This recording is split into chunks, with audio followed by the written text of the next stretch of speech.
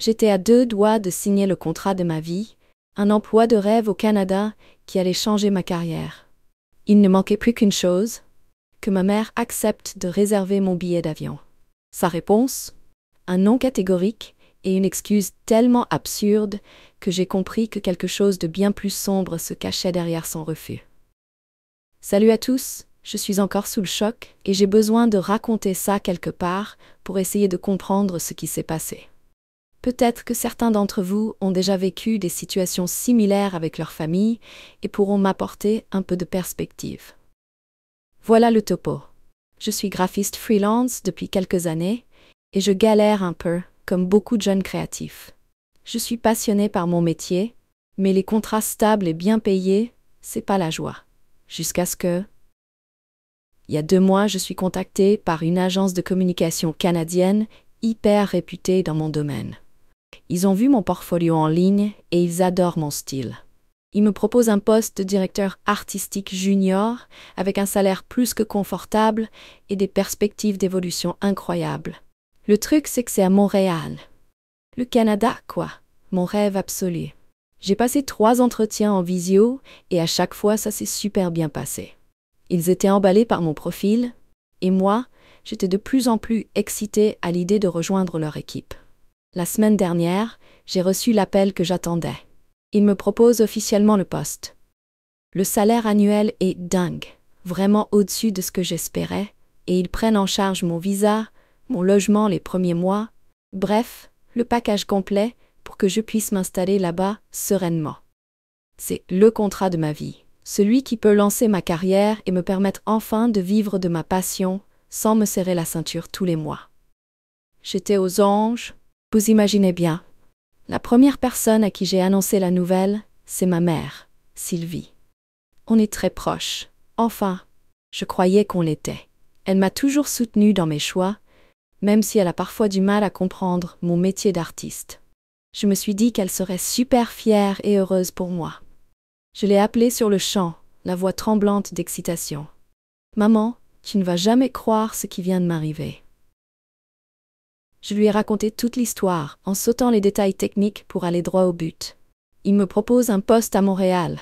C'est incroyable, non? Silence au bout du fil. Un silence pesant qui a duré ce qui m'a semblé une éternité. J'ai commencé à paniquer, à me demander si la ligne avait coupé. « Maman, tu es là? »« Oui, oui, je suis là. » Sa voix était étrange, éteinte sans aucune trace d'enthousiasme. « Montréal? C'est loin ça, Montréal, non? » J'ai essayé de garder mon sourire, de ne pas laisser son ton glacial me refroidir. Oui, mais c'est pas le bout du monde, c'est 7 heures d'avion, et puis on pourra se voir, se téléphoner, se faire des visios. C'est pas comme si je partais sur Mars. Oui, enfin, c'est quand même loin. Elle a insisté, toujours sur ce ton monocorde. Et puis, ton père, il va dire quoi, ton père? Mon père, Marc, est décédé il y a 5 ans. C'était un homme formidable, plein de vie et toujours positif. Ma mère a beaucoup souffert de sa disparition et elle est devenue un peu plus renfermée, plus anxieuse. Mais elle a toujours été forte, indépendante. Je ne comprenais pas pourquoi elle réagissait comme ça. Papa serait super content pour moi. Maman, tu le sais bien. Il a toujours voulu que je réussisse, que je réalise mes rêves. J'ai essayé de la raisonner, de la ramener à la réalité de l'opportunité incroyable qui s'offrait à moi. C'est une chance unique, maman, un vrai tremplin pour ma carrière. Je ne peux pas laisser passer ça. Oui, oui, bien sûr. Elle a soupiré, un long soupir découragé. Fais comme tu veux, mon chéri. De toute façon, tu as toujours fait ce que tu voulais. Et elle a raccroché. Brusquement, j'étais abasourdie, déçue, frustrée et surtout complètement perdue. Je m'attendais à des félicitations, à des encouragements, au moins à un peu de curiosité. Et j'avais eu droit à ça, un silence glacial, puis des remarques négatives et un raccrochage brutal. J'ai mis ça sur le compte de la surprise, du choc de l'annonce. Je me suis dit qu'elle avait peut-être besoin de temps pour digérer la nouvelle, pour réaliser l'ampleur de ce qui m'arrivait. Je me suis promis de la rappeler plus tard, de prendre le temps de lui expliquer en détail, de la rassurer sur mes projets.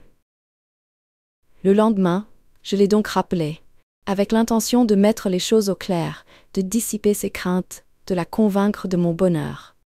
J'ai commencé par lui demander comment elle allait, si elle avait bien dormi. Elle a répondu d'une voix lasse.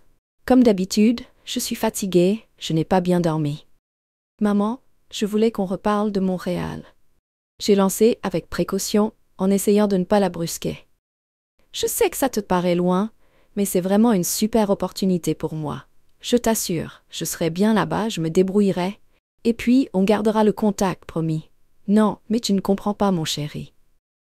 Elle a soupiré à nouveau, encore plus fort que la veille. Ce n'est pas que c'est loin, c'est que je ne veux pas que tu partes. Là, j'ai cru que j'avais mal entendu. Pardon, tu ne veux pas que je parte? J'ai répété, incrédule, comme si reformuler sa phrase allait en changer le sens. Non, je ne veux pas que tu partes. Je ne veux pas que tu t'éloignes de moi. Je suis toute seule maintenant. Tu es tout ce qui me reste. Sa voix s'est brisée, elle a commencé à pleurer. J'étais complètement désarmée. Je ne m'attendais absolument pas à ça. Je pensais qu'elle serait fière de moi, heureuse de ma réussite. Et là, elle me disait, elle ne voulait pas que je parte, parce qu'elle avait peur de se retrouver seule. C'était tellement égoïste, tellement injuste. Maman, mais tu as tes amis, tes activités, ta maison, t'es pas toute seule. Et puis, même si je suis à Montréal, je serai toujours là pour toi. Je te rappellerai tous les jours, je reviendrai te voir dès que je pourrai. J'ai essayé de la rassurer, de la calmer, de lui expliquer que mon départ ne signifiait pas que je l'abandonnais. Non, ce n'est pas pareil. Tu ne comprends pas. J'ai besoin de toi ici, près de moi. Je ne peux pas te laisser partir si loin. Elle a continué à pleurer, de plus en plus fort. S'il te plaît, mon chéri, ne pars pas. Reste avec moi. J'étais pris au piège. Je me sentais tiraillée entre mon rêve de carrière, mon désir d'indépendance et ma culpabilité de laisser ma mère seule. Je savais qu'elle était fragile, qu'elle avait besoin de moi. Mais je savais aussi que je ne pouvais pas sacrifier ma vie, mon avenir, pour la satisfaire. Maman, je t'aime. Tu le sais, mais je ne peux pas renoncer à cette opportunité. C'est trop important pour moi. Je te promets, on restera proches, on se verra souvent, mais je dois y aller, je dois saisir ma chance. J'ai essayé de parler calmement, avec douceur, en espérant qu'elle comprendrait. Alors, tu préfères ta carrière à ta mère? Elle a lâché cette phrase terrible qui m'a poignardé droit au cœur. C'est ça, c'est ce que tu es en train de me dire. J'étais anéantie. Comment pouvait-elle me dire ça? Comment pouvait-elle penser que je choisissais ma carrière plutôt qu'elle? C'était tellement injuste, tellement manipulateur. Maman, ce n'est pas ça du tout. Je t'aime plus que tout, tu le sais, mais j'ai aussi le droit de vivre ma vie, de réaliser mes rêves. Ça ne veut pas dire que je t'aime moins, ça veut juste dire que je suis un adulte, que j'ai besoin de voler de mes propres ailes. Ma voix tremblait, j'avais les larmes aux yeux. Non, tu ne comprends pas. Tu ne comprends rien. Elle a répété, en sanglotant. Je ne veux pas que tu partes. Je ne veux pas. Je ne veux pas. Et elle a raccroché à nouveau. Cette fois, j'étais effondrée. J'ai passé le reste de la journée à ruminer, à me torturer l'esprit. Je me sentais coupable, égoïste, mais aussi en colère, révoltée par son attitude. Comment pouvait-elle me faire ça? Comment pouvait-elle me mettre dans une situation pareille? Le soir, j'ai reçu un message de l'agence canadienne pour finaliser les détails de mon voyage. Il me demandait mes dates de disponibilité pour réserver mon billet d'avion au plus vite. J'ai relu le message plusieurs fois, en hésitant, en me demandant si je devais vraiment y aller, si je devais vraiment laisser ma mère dans cet état. Et puis j'ai pensé à mon père. À ce qu'il aurait fait, à ce qu'il m'aurait conseillé. Je l'ai imaginé me sourire, me dire d'y aller, de foncer, de ne pas avoir peur de vivre ma vie. Je l'ai entendu me répéter sa phrase préférée. La vie est trop courte pour avoir des regrets. Alors j'ai pris ma décision. J'allais partir à Montréal. J'allais saisir cette chance incroyable, malgré les réticences de ma mère, malgré sa tristesse, malgré ma culpabilité.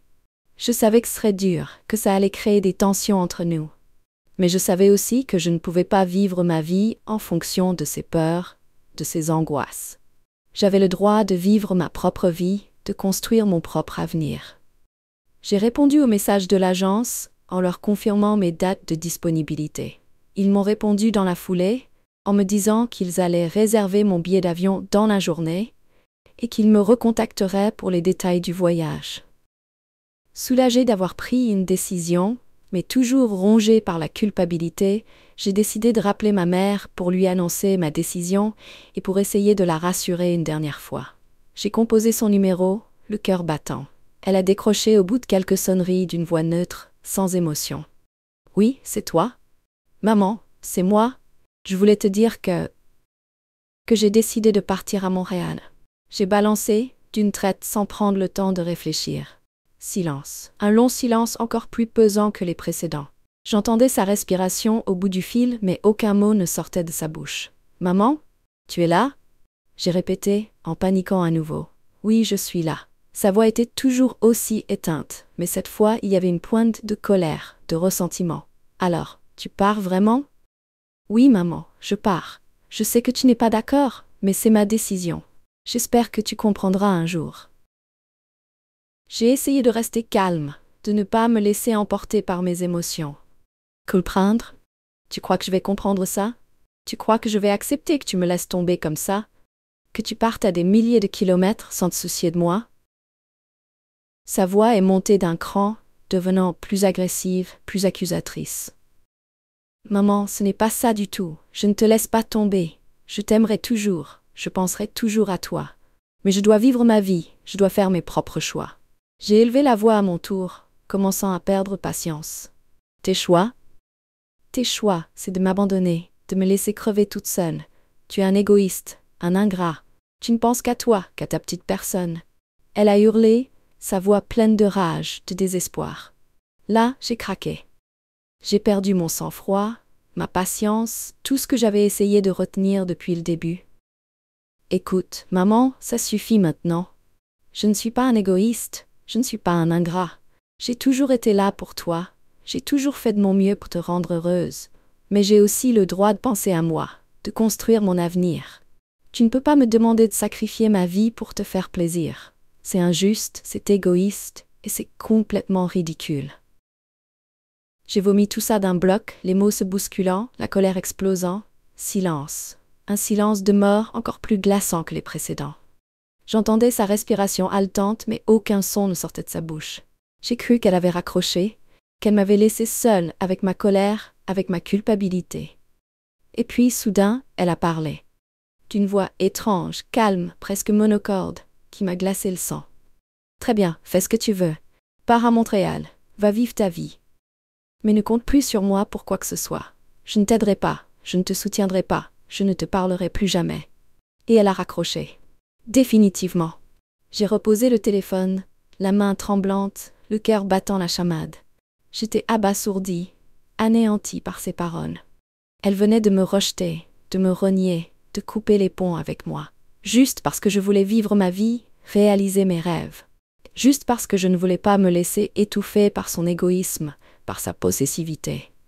J'ai passé la nuit blanche, à ressasser nos conversations, à me repasser le film de notre relation.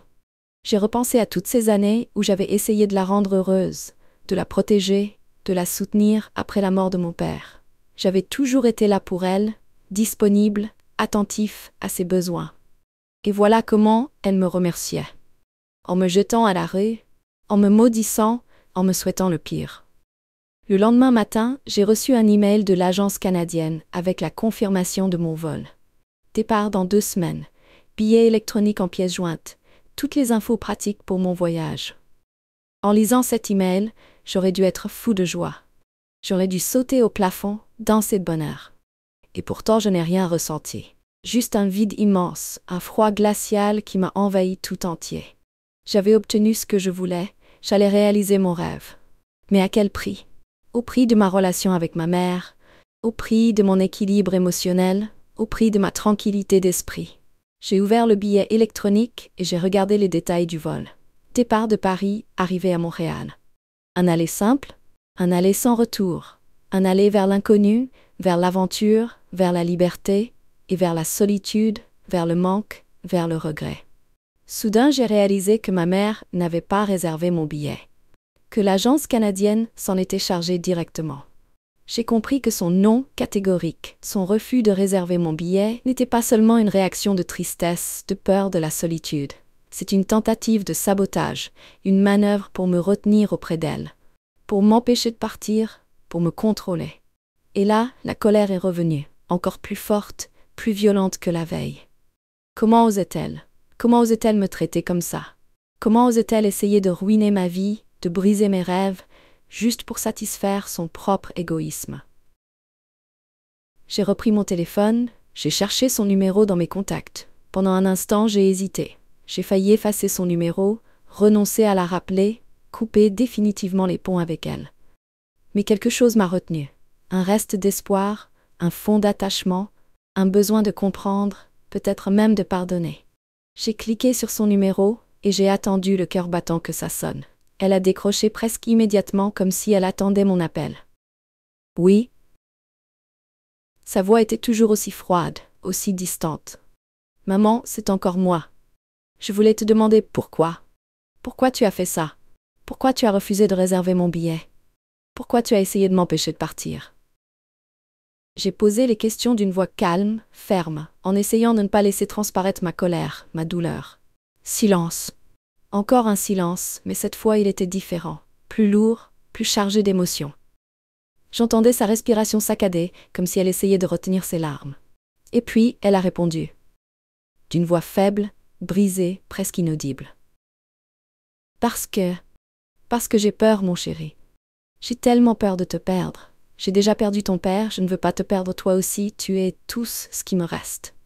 Elle a éclaté en sanglots, des sanglots déchirants qui m'ont brisé le cœur. Là, j'ai compris. J'ai enfin compris sa réaction, son attitude, son refus de me laisser partir. C'était pas de l'égoïsme, ce n'était pas de la manipulation. C'était juste de la peur. De la peur panique de se retrouver seule, de la peur de perdre le dernier être cher qui lui restait. Une peur irrationnelle, excessive, mais tellement humaine, tellement compréhensible. Maman, j'ai murmuré, la voix pleine d'émotion. Je comprends que tu aies peur. Mais tu ne vas pas me perdre, maman. Je serai toujours ton fils, je t'aimerai toujours. Même si je suis loin, même si je suis à Montréal. On restera proches, on se verra souvent, je te le promets. J'ai essayé de la rassurer, de la calmer, de lui montrer que mon départ ne signifiait pas la fin de notre relation, la fin de notre amour. Elle a continué à pleurer, mais ses sanglots étaient moins violents, plus apaisés. Tu crois? Tu crois que c'est possible? Tu crois qu'on peut rester proche, même à des milliers de kilomètres? Sa voix était pleine d'espoir, de fragilité. Oui, maman, j'en suis sûre. On va trouver des moyens, on va s'organiser. Les visios, les appels, les voyages, on fera tout pour que ça marche. Tu verras, ça ira bien. Tu ne seras pas seule, je te le promets. J'ai insisté, avec conviction, avec tendresse. Silence. Un silence plus doux, plus serein cette fois. Un silence qui laissait place à l'espoir, à l'apaisement. D'accord. Elle a murmuré enfin, d'une voix faible mais plus calme. D'accord, mon chéri. Je te crois. Mais promets-moi que tu m'appelleras souvent. Promets-moi que tu ne m'oublieras pas.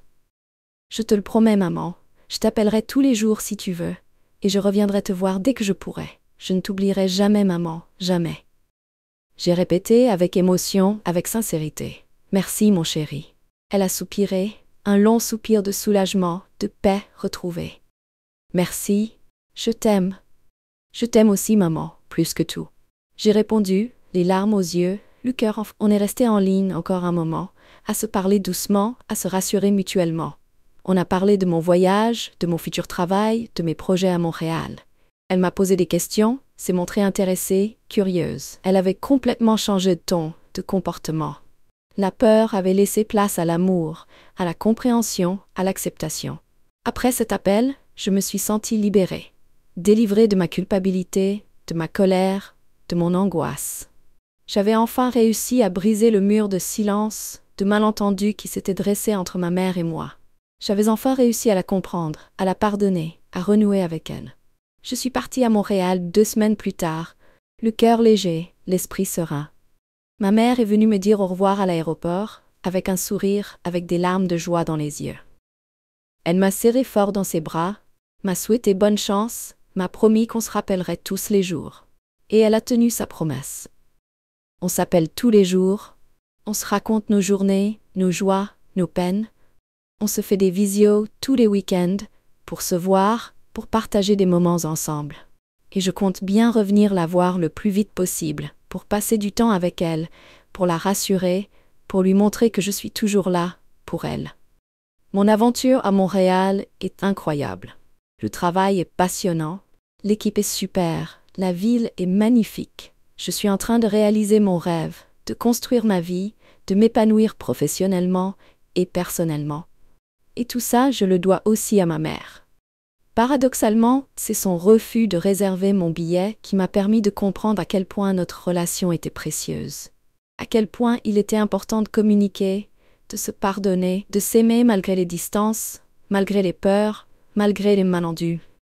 Alors si vous vivez des tensions avec votre famille, si vous avez l'impression que vos proches ne vous comprennent pas, n'hésitez pas à leur parler, à leur exprimer vos sentiments, à essayer de comprendre leurs peurs, leurs angoisses.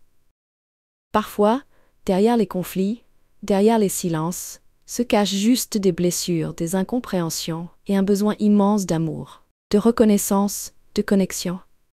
Et n'oubliez jamais, la famille, c'est ce qu'il y a de plus important au monde. Même si c'est compliqué, même si c'est parfois douloureux, il faut toujours se battre pour préserver ces liens, pour les renforcer, pour les faire durer. Parce que la vie est trop courte pour avoir des regrets, et que l'amour d'une mère, c'est un trésor inestimable qui vaut tous les contrats à 5 millions du monde. Voilà, c'est tout pour aujourd'hui. J'espère que mon histoire vous aura touché, vous aura fait réfléchir, vous aura peut-être même aidé. N'hésitez pas à me laisser vos commentaires, à partager vos propres expériences, et à très bientôt pour une nouvelle histoire. Prenez soin de vous et de vos proches.